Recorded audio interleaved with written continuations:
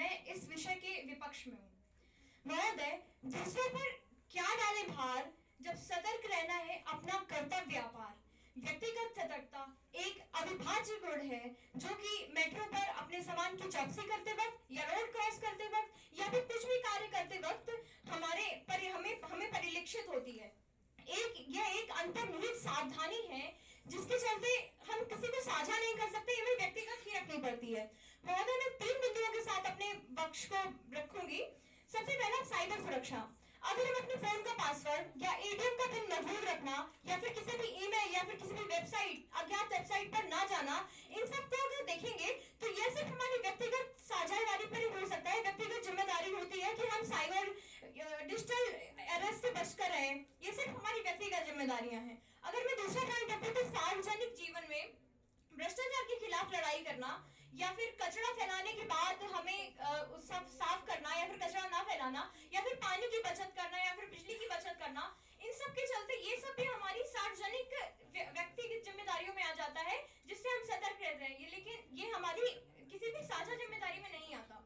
महोदय, दैनिक जीवन में बात करें कि किसी खतरे की स्थिति में अपने आप को तैयार रखना। मैं प्रतिदिन 17 किलोमीटर अपने विद्यालय जाती हूँ। मुझे पूर्ण रूप से सतर्क होना पड़ता है, पर मैं ये नहीं कहूंगी कि ये जिम्मेदारी किसी और की, ये मेरी खुद की व्यक्तिगत जिम्मेदारी है कि मैं अपने सतर्क रहूं और अपनी सराउंडिंग्स को देखकर ही काम करूं। इसी के साथ मैं ये कहना चाहूंगी कि सतर्कता सबसे पहले व्यक्ति से शुरू होती है। अगर हम खुद सतर्क नहीं है तो हमें कोई भी संस्था, कोई भी व्यवस्था हमें सुरक्षित नहीं रख सकती है। हमें खुद में सतर्क होना पड़ेगा, व्यक्तिगत रूप से सतर्क होना पड़ेगा, तभी हम जाकर सुरक्षित रह सकते हैं। महोदय, अंततः मैं यही कहूंगी कि सतर्कता एक नैतिक गुण है, सामाजिक नियम नहीं है। ये एक आदत है जो हमें खुद से शुरू करनी है, ये हमें साझा नहीं करनी है। धन्यवाद। इसी के साथ मैं अपने साथी को आमंत्रित करूंगी।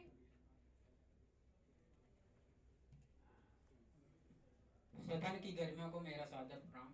मैं अपने साथी की बात को आगे बढ़ाता हूँ। जैसे कहा गया कि एक जैसे साझा जिम्मेदारी की बात की गई है, साझा जिम्मेदारी इसलिए नहीं है क्योंकि हमारे समाज में अगर हम साझा जिम्मेदारी की बात करते हैं तो बहुत सारी फेक न्यूज़ भी चलने लगती है। जैसे हम कहेंगे कि जैसे हमारे जवान भाई हैं, जैसे इनको कोई न्यूज़ मिलती है, अगर कोई इंडिविजुअल इनको न्यूज़ देता है, अगर उसमें गलतियां होती हैं तो ये गलतियों को समझेंगे कि लाइक की अगर उनको समझेंगे इंडिविजुअल की जिम्मेदारी है तो उसे हम उस तरीके से ले लेंगे, उस पर भरोसा कर लेंगे। लेकिन हमारे कुछ संगठनों की भी जिम्मेदारी है और जो हमारे सरकार से जुड़े हुए जो प्रशासन के जुड़े हुए लोग हैं उनकी भी जिम्मेदारी। अगर हम इंडिविजुअल की जिम्मेदारी या कहते हैं साझा जिम्मेदारी के इसका नाम देते हैं तो उससे समाज में एक समन्वय की भावना जो है वो खत्म हो जाएगी। समाज में जो एक एकजुटता है उसकी भी भावना खत्म हो जाएगी। उससे समाज में एक द्वंद्व की भावना हो, एक दूसरे आपस में ही एक द्वंद्व की भावना उत्पन्न हो जाएगी। जैसे उत्तर प्रदेश में अभी एक ड्रोन चोरी की जैसी खबर चल रही है कि ड्रोन चोरी हो रही है और समाज में हर कोई अपनी अपनी अलग तरीके से अवधारणा बना रहा है कि ये ऐसे चोरी हो रही है, इसका ये बात है। तो उससे हर कोई जागरूक हो जाता है कि गलत न्यूज, अगर कोई संस्थान उसका बारे में बताता है कि ये न्यूज के बारे में, खबर के बारे में यह चीज है, तो हम उससे जागरूक से विश्वास कर लेंगे। अगर एक इंडिविजुअल पे कोई बात कहता है उसमें वो अपना भी फायदा रखेगा कि हमारा भी इसमें फायदा है, हम उस तरीके से बात को कहेंगे। तो एक सामाजिक स्तर पर सिर्फ उन लोगों की जिम्मेदारी जो संस्थान में है, इंडिविजुअल अगर उस जिम्मेदारी को निर्वहन करने लगेगा तो जिम्मेदारी इंडिविजुअल अपने फायदे के लिए भी करने लगेगा। तो इससे यह पता चलता है कि इंडिविजुअल की जिम्मेदारी तब होती है जब इंडिविजुअल को उस तरीके के राइट्स मिलते हैं।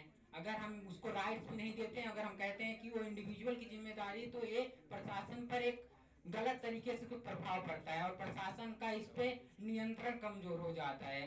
और नियंत्रण कमजोर होने से यह होता है कि